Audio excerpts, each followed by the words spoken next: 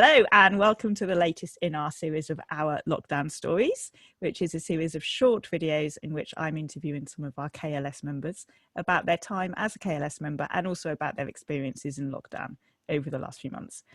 Very special episode today because I am joined by Craig, who is the chair of our community. So thank you so much, Craig, for joining me. Hello, lovely to be here.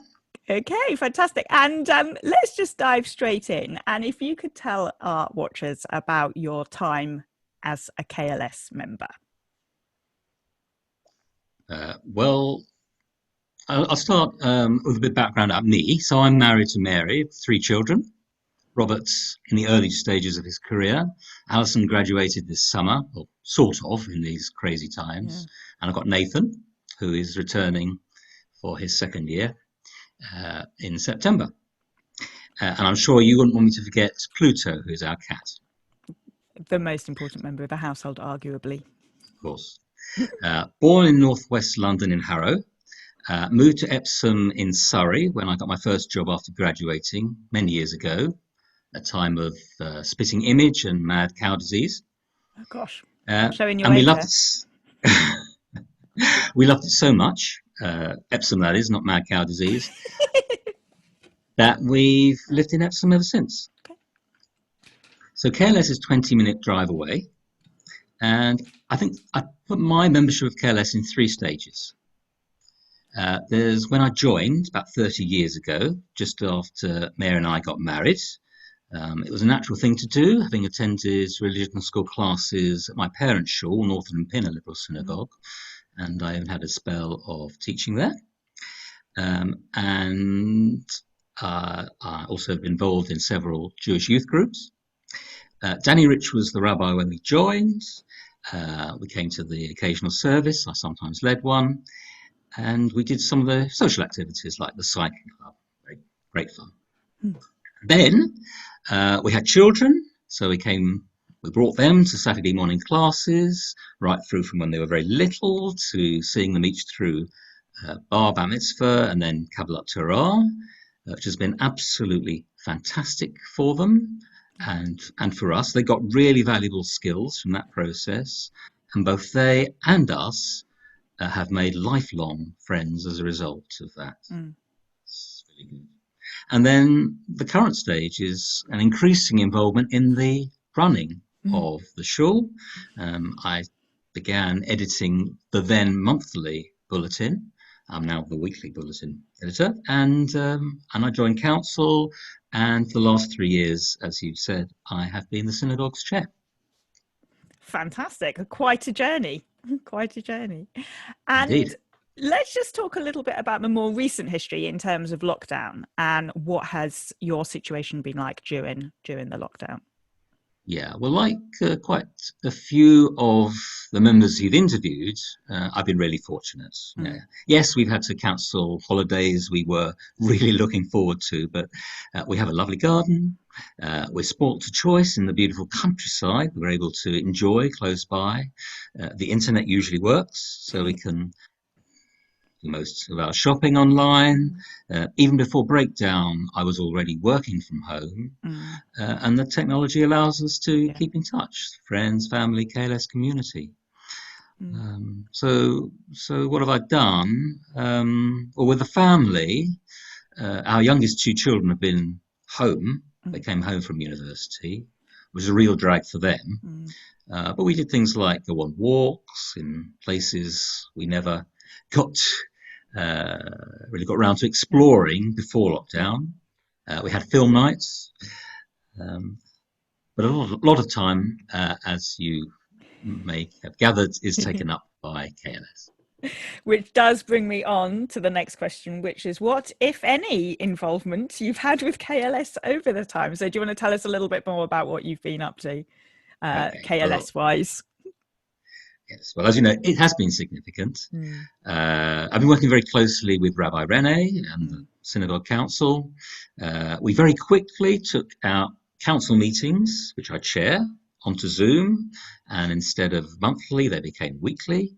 As you know yourself, we were meeting on the Monday evening the Prime Minister was due to make an announcement in March. We Yeah. adjourned the meeting to listen to it, Gosh. heard the lockdown announcement, resumed our meeting the following morning to agree what KLS was going to do. We agreed a plan, and thanks to so many wonderful people in our community, we implemented it. And virtually overnight, KLS transformed from a physical community where the synagogue premises were the hub into a virtual community with Zoom meetings, services live streamed to Facebook. We had a large influx of people joining our Keep in Touch team to make regular contact with all our members and fell in a vulnerable category, arranging shopping, doing errands. We put in place a tech team, of which both you and I are part. We put out an immediate communication, weekly updates of what KLS was doing, and all sorts of other ideas to help people get through the lockdown. And that's me. As I said, I edit the weekly bulletin. Yeah. And we recognised, particularly at the start of lockdown, there'd be a lot of anxiety. People would need reassurance that they had readily available support network.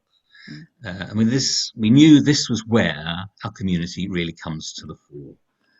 People want to really help each other, and KLS provides the structure and organisation and the motivation to be able to do that.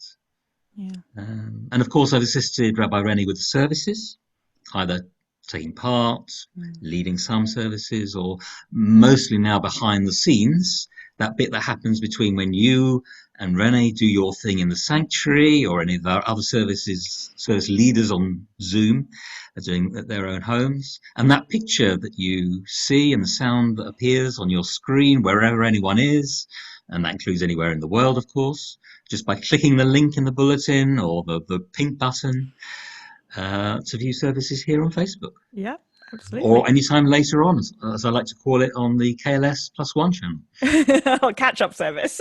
Yeah. Absolutely. It's been quite a journey, hasn't it, when you speak about it like that? It really has. And what has this involvement meant to you during this very interesting time? So it has met many of my needs as a human being. So, it's a sense of contribution, helping and giving support to others in a way that I'm able and enjoy doing. I can feel I'm needed. I get a connection with other people. Okay, it can't be physical at the moment, and there's going to be a lot of hugs when we are given the all clear. But I can still feel it, even on a screen, whether on Zoom, or when someone's name pops up on the Facebook chat during services, even with a simple Shabbat Shalom, I feel the connection. Yeah. And I think it helps in growing as a person. I've learned a lot. Yeah, absolutely. And would you say that your relationship with your own Judaism has changed at all? Well, that's a question and a half. So for me, largely the answer I'd say is no. So I very much identify with the essence and values of liberal Judaism, and that hasn't changed. So, we have this connection with our ancestors, preserving and passing on tradition. There's those bonds that bring us all close together, whether it's us as Jews or the rest of humanity.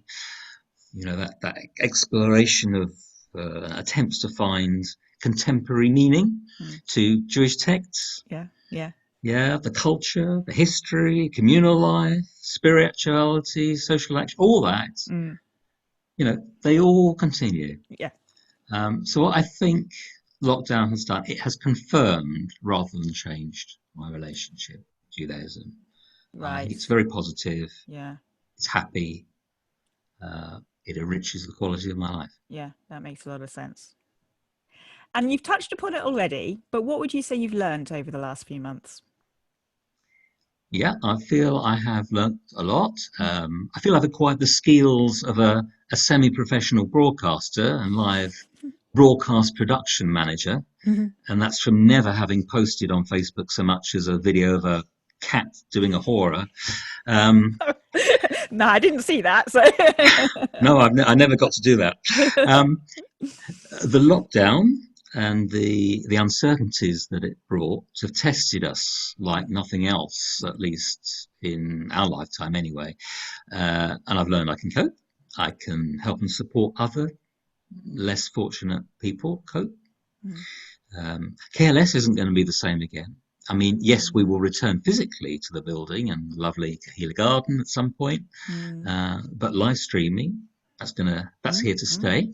Mm. We've learned how it increases accessibility, Mhm. and we haven't discussed this at council, but I can see some, maybe many of our council meetings staying on Zoom.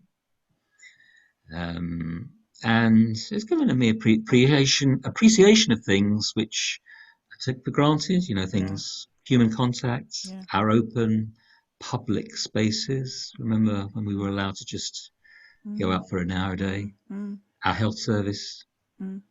and what we as a society are able to achieve when we unite in a common purpose. That's lovely, Craig, and a lovely, lovely way to wrap it up, actually. And I'm sure that other members of the community won't mind me saying, on behalf of them all, thank you so much for everything you have done, because it has been astonishing in terms of what you've done for the community. So thank you very much. Thank you also for joining me today. And stay tuned. If you're watching, we'll have a few more episodes where this one came from. Bye bye. Bye.